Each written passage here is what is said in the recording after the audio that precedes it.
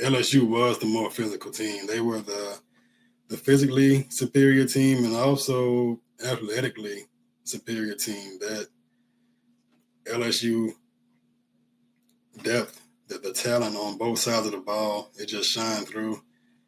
It was an obvious difference. I mean, I've said it once, but that game shouldn't have been as close as it was.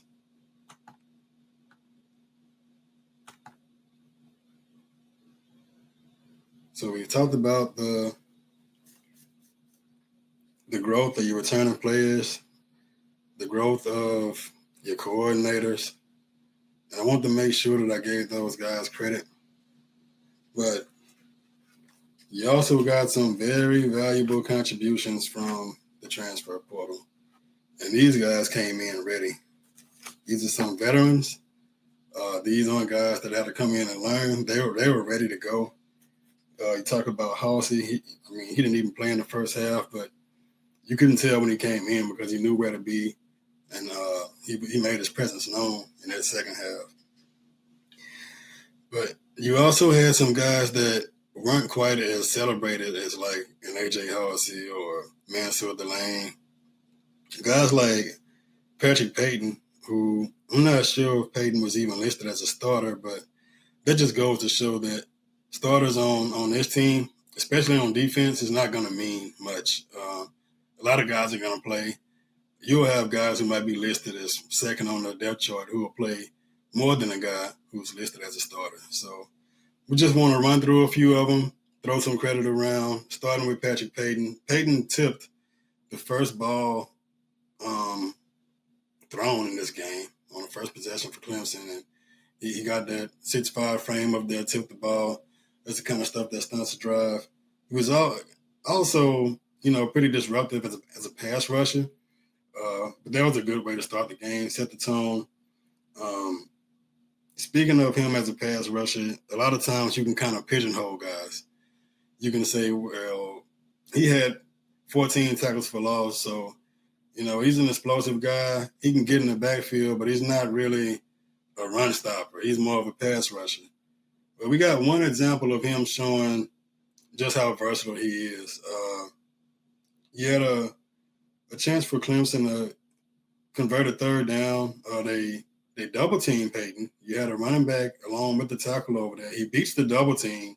I don't think the running back even got a hand on him and makes the tackle for no gain.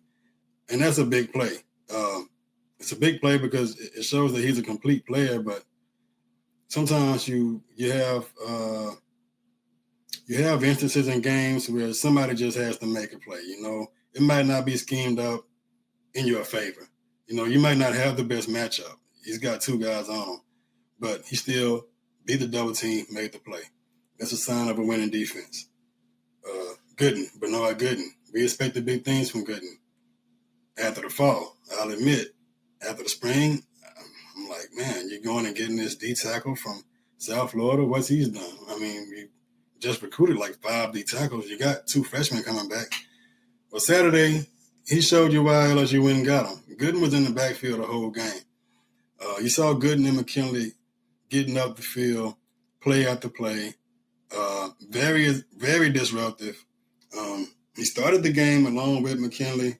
So even though I said, it doesn't mean so much about who's starting, it's still an accomplishment when you got a guy like Ahmad Bro who started last year. You got Jacoby and Guillory, who's not just a guy that's been around. This is a guy that can play.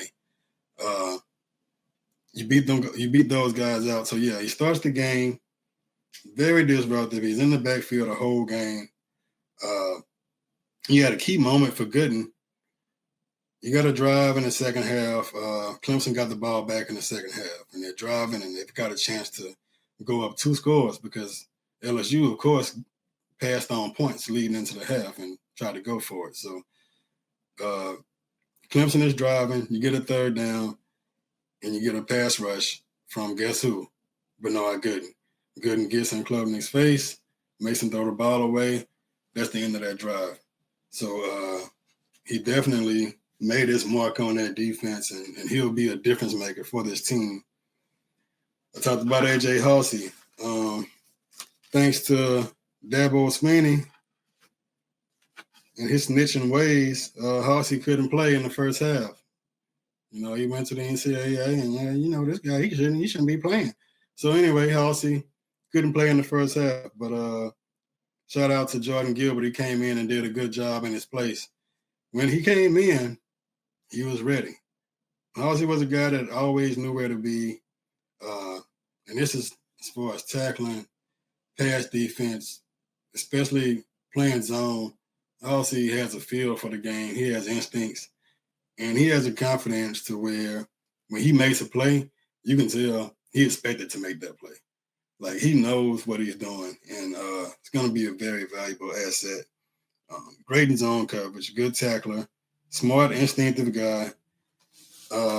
He had one play that kind of stuck out to me for Horsey was you get the high pass to the tight end for a first down, and the old days of football, you get this guy who's stretched out for a high football. You just want to just take him out. You want to separate him from the ball. He was smart about where he hit the guy because it's tough these days. You can't hit him too high.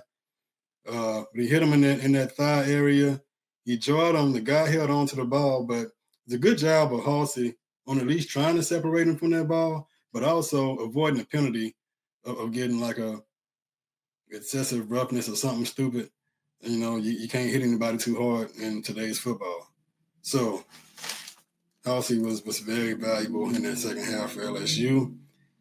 The transfer we had is Barry Brown. And Barry Brown has been showing you all offseason who he is. Brown could easily be LSU's leading receiver. It wouldn't shock me at all. But he's got a complete game. He can get deep. You can throw it to him short. He can run after the catch. Of course, he had the touchdown that I just won't keep going into because you get mad every time you think about it. But Barry Brown he had 5 catches, 25 yards, 1 touchdown that I'm going to give him. And that run after the catch ability. You converted at least 1 third and long by throwing it short to Brown and just letting him get off the field. He's a returner by nature, very dangerous guy in the open field, has some great contributions to the game. And while we're talking about receivers, Bauer Sharp. So Tre'Davious Green was, of course, the most visible tight end on Saturday. He was a headache for Clemson, but Bauer Sharp is also a very valuable weapon.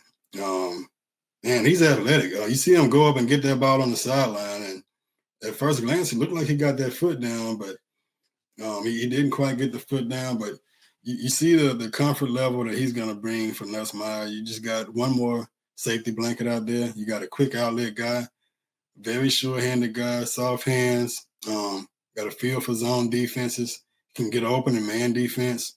So Bauer Sharp was impressive at the tight end position. To Marcus Cooley.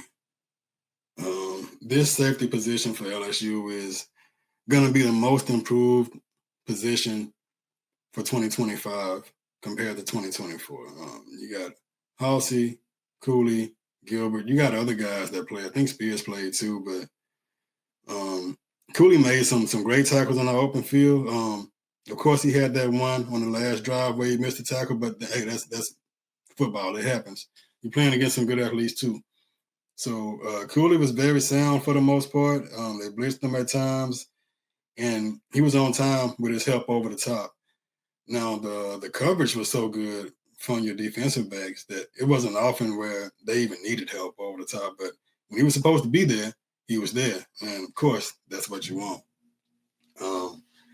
Your most important transfers are going to be Braylon Moore on offense and Mansour Delane on defense. Mansour Delane is a number 1 corner. He's ready. He's been through it. He's proven. He's confident.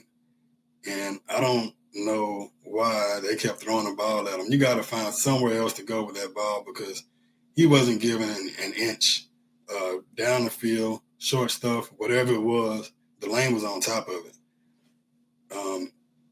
I'm not sure what my expectations were for Delane. I thought he'd be solid. I'd only heard good things about him. I watched some of his Virginia Tech stuff, but you also got to look at, your competition. I did watch his game against Clemson. last year, but the lane was better than advertised. This guy is going to be the next in line as far as your okay, I won't call him great today. I won't put him in Patrick Peterson territory today, but you can count on him. These are some very talented guys. Don't get me wrong. T.J. Moore, Brian Wesco. These are some NFL guys that he shut down. So yeah, he's gonna be an invaluable piece for LSU moving forward because the reason you can blitz so much is you got guys who can cover. Braylon Moore, I already talked about him going up against that defensive line from Clemson. Braylon Moore more than held his own. And I'm not sure you even got a penalty from him the whole game. So you're thinking about who you got to block. You also got to get the snap out cleanly. Great job by Braylon Moore. He came in and did what LSU went and paid him to do.